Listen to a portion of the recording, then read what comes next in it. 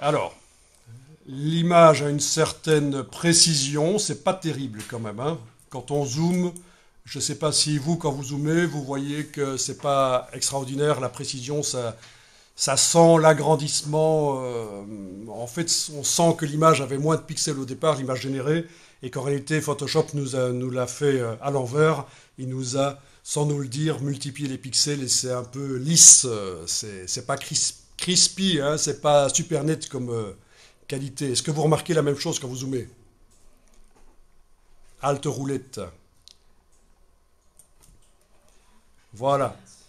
Regardez, si vous double-cliquez sur la loupe dans la palette des outils, vous double-cliquez sur la loupe, vous avez chaque pixel de l'image qui s'affiche sur un point d'écran. Évidemment, vu que vos écrans comportent beaucoup de pixels, vous n'allez peut-être pas voir que c'est un peu flou. Mais en réalité, c'est flou.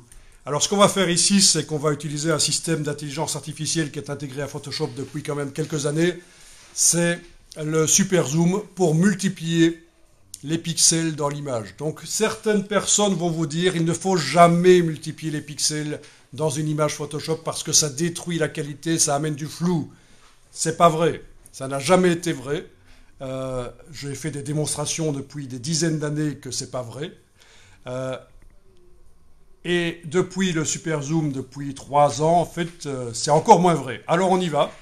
Vous allez dans le menu filtre. On est bien d'accord, vous avez enregistré votre image. Ok.